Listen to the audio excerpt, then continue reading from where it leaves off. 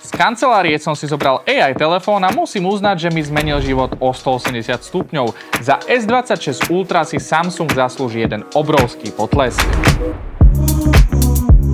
Dal som si totižto challenge. Zobral som si S26 Ultra z kancelárie, no a chcel som zistiť, či mi dokáže uľahčiť každodenný život.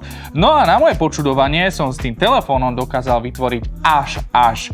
Pretože chcel som sa pozrieť na ten mobil nie cez špecifikácie, ale cez reálnu prácu redaktora. Každá recenzia začína tým, že sedím tak hodinu a pol za počítačom a zbieram materiály, či už to je auto alebo daný device. A tentokrát som stavil čisto na S26 Ultra a tento zázračný stylus a pokúsil som sa pripraviť recenziu Mazdy 6 jazdenku, ktorú uvidíte na Štartstop.sk čisto iba s týmto telefónom. Začnem práve tým spomínaným a to je samotný rešerš. Našiel som si nemeckú tlačovú správu a zaujímavosťou je, že naplno tu viem využívať nielen samotný stylus na to, aby som klikal po tej obrazovke, ale aj na to, aby som využil a maximalizoval AI, ktorá tu je integrovaná. V prvom kroku, nakoľko síce ovládam nemčinu, ale nie úplne technickú a detailnú nemčinu, tak využijem automatické prekladanie z nemčiny do angličtiny, ktoré funguje veľmi rýchlo a takmer instantne a celé PDF-ko, ktoré má mimochodom 10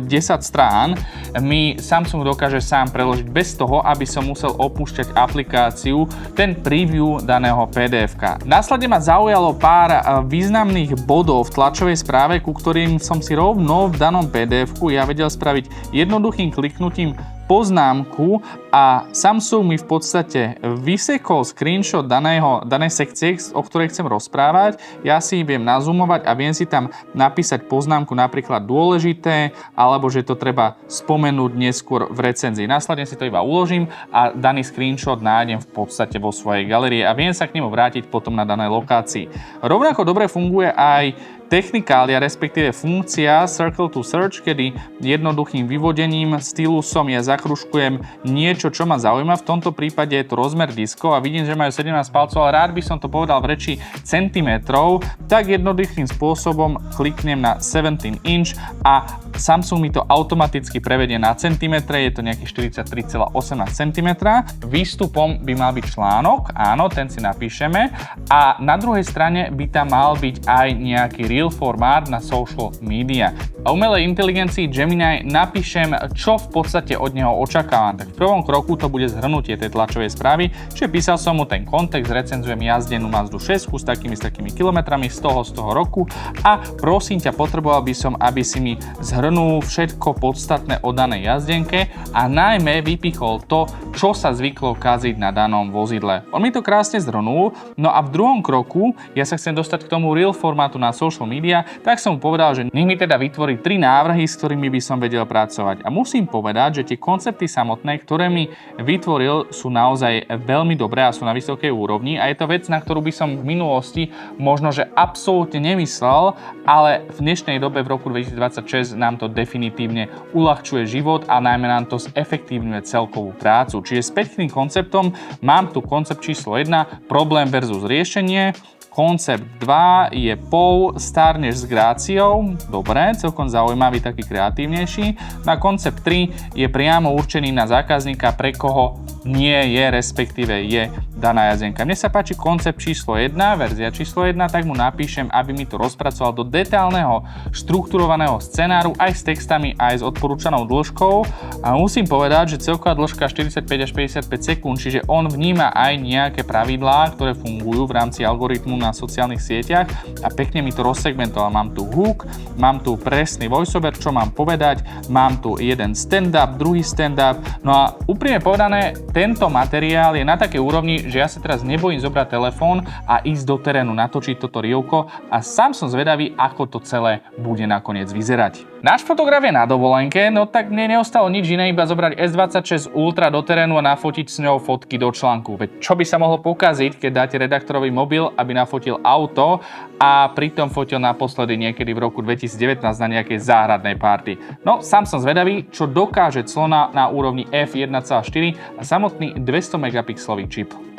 Výstupy som poslal fotografovi na WhatsApp s malinkou dušičkou a otázkou, čo si o tom myslí. Na moje počudovanie o 10 minút pristála správa v mojom inboxe, Čím si to fotil? Vyzerá to skoro ako z môjho foťáku. Ja som mu povedal, že je to tento mobil a že si ho kľudne môže vyskúšať a porovnať s profi kamerou. Mimochodom, náš fotograf vám odkazuje, že sa mu páčila dobrá ergonomia telefónu, kvalita fotiek a všetky objektívy mu prišli mimoriadne kvalitné spolu s 200 megapixelovým čipom, ktorého potenciál využil pri svojej práci naplno.